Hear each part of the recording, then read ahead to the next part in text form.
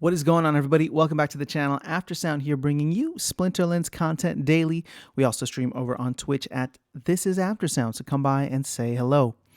All right, I know the focus is still so much on Chaos Legion, and I am still working so diligently to level up my deck, and there's still packs available and all that fun stuff. But I'm just taking a small peek at Untamed, and specifically Untamed Commons. The reason for that is some of the bottom of the barrel commons for Untamed are actually quite reasonable in terms of their price comparison over to Chaos Legion. So again, I'm not looking at everything, it's just the commons, but if we look here at Chaos Legion, we are seeing, some of these were in the mid 30s or even up into the 50-cent range at a certain point. I do expect these prices to continue either leveling out or going down in the short to medium term. Once we sell out of packs, that might be a different story. Once the airdrop ends, that's going to be a different story. But if we go over to Untamed, you can see here that there's a decently wide range, right? So the most expensive common is Serpentine Spy, a fantastic card. That is at $3, or essentially just under $3. But there's actually quite a few cards here under the sub 50-cent range or sub 60-cent range, however you want to look at it, that to me are a little appealing. At least if you want to play in bronze or silver, then you don't need like crazy amounts of BCX to level them up while still getting some good benefits, right? So in that sense, some of them are almost equivalent or at least comparable in terms of cost to the Chaos Legion card sets. So I'm not buying yet, or at least I haven't actually bought anything yet. I'm just letting you know that I'm peeking at what is available here, as all the card prices have come down quite a bit. Obviously, I mean, we can look at legendary cards here. If you got the cash for it and can swing it, why not get some of these dragon cards, right? Why not get some of the legendary summoners? But if you are on a budget like myself, or at least trying to stick to a budget like myself, I'm looking at where the value could be with some of these lower level cards that could be game changers for you. So there's a couple that I will point out, and I will let you know, and I will show you that I don't own any of these yet, so I'm not trying to drive prices up. And to be honest, I don't even know that I'm going to buy them. So I'm just trying to be as transparent with you as possible. I'm just peeking and trying to share the information. So let's go through. I think there's 2 or 3 that I want to take a look at. The first and probably most important is Elven Defender, right now at 36 cents.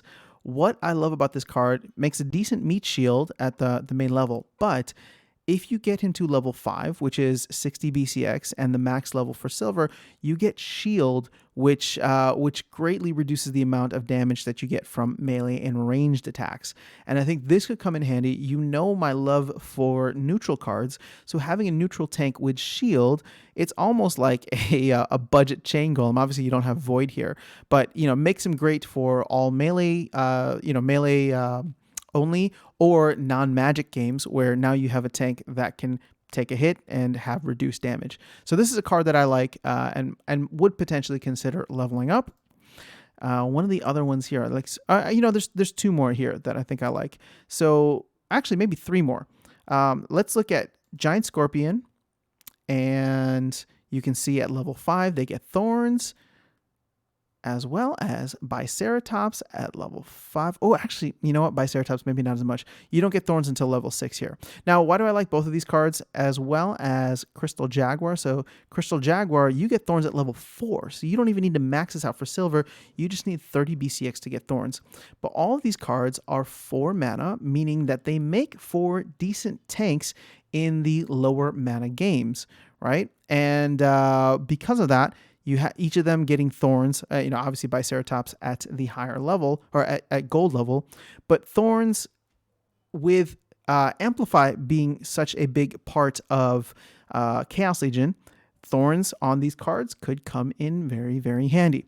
So I would say that these 3 or 4 are ones that I'm looking at for that. But I am peeking at some of the other cards here. Obviously, Albatross is a little outside my price range. I don't want to spend 72 cents per BCX at a minimum. Obviously, maybe 74 cents. But Albatross is one of those cards that does get a tank heal at level 6. So this is gold only. If you're not playing in gold, I wouldn't bother. I am playing in gold, and I'm not even going to bother. But it is an interesting card to potentially watch if it comes down in price.